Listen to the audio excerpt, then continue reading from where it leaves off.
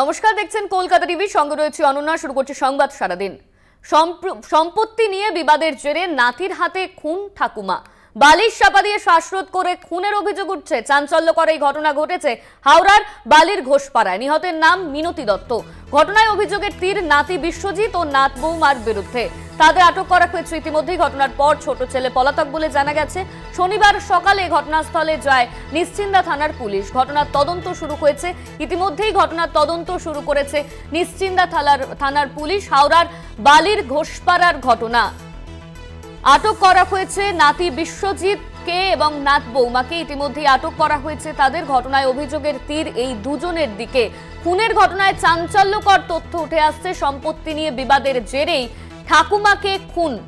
সম্পত্তি নিয়ে বিবাদের জেরেই নাতির হাতে খুন ঠাকুমা। বালিশ চাপা দিয়ে শ্বাসরোধ করে খুন করা হয়েছে ঠাকুমাকে, এমনই অভিযোগ সামনে আসছে। হাওড়ার ঘটনা, হাওড়ার বালির ঘোষপাড়ায় এমন মর্মান্তিক ঘটনা ঘটেছে। এই নিয়ে আমরা বিস্তারিত জানবো। আমাদের সঙ্গে রয়েছেন আমাদের প্রতিনিধি জগন্নাথ সামন্ত। জগন্নাথ, সম্পত্তি নিয়ে বিবাদের জেরে নাতির হাতে খুন ঠাকুমা, ঠিক কি জানা যাচ্ছে এই নিয়ে? পুলিশ কি বলছে?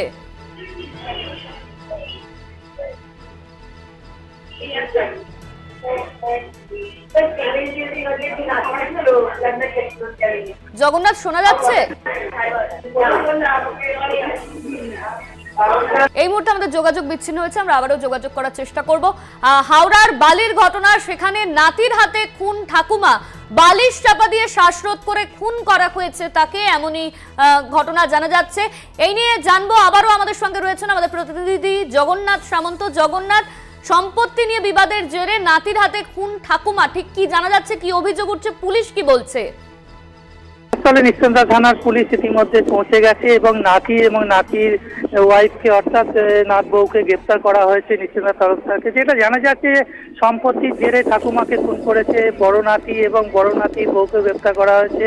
দীর্ঘদিন ধরে ঝামেলা চলছিল জমি যে বিবাদকে নিয়ে কেন্দ্র করে, যে জমি তাদের দিয়ে নামে করে দিতে হবে। এই মিনতি দত্ত যে খুন হয়েছে ঠাকুমা, তার বিরাট সম্পত্তি ছিল, সেই সম্পত্তি দখল করার চেষ্টা করছিল তার ছোট ছেলের দুই ছেলে। অর্থাৎ ছোট ছেলে এই মুহূর্তে পলাতক, তা পুলিশ গ্রেপ্তার করতে পারেনি।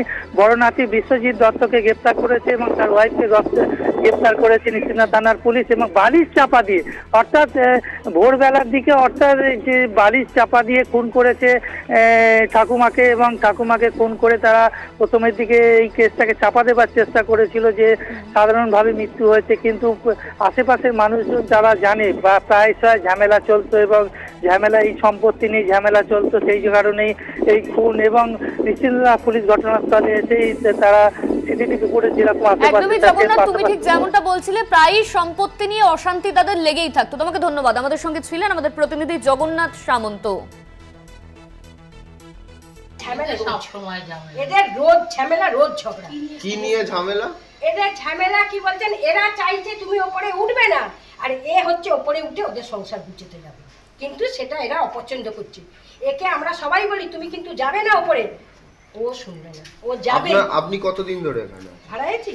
আমি এই পাশে ভাড়া ছিলাম, এখানে আমি 1.5 বছর ভাড়া। তারপরে আমরা এসে দেখি ওনার গায়ে ঠায়ে অনেক দাগ ফাগ সবকিছু ছিল, এইসব দেখেছি। মারা গেছে মানে কিভাবে, সেটা কি কোনো সন্দেহ করতে করছেন? ওনারা সন্দেহ করছেন বালিশ চাপা দিয়ে মারা গেছে। না, বড় নাতি এটা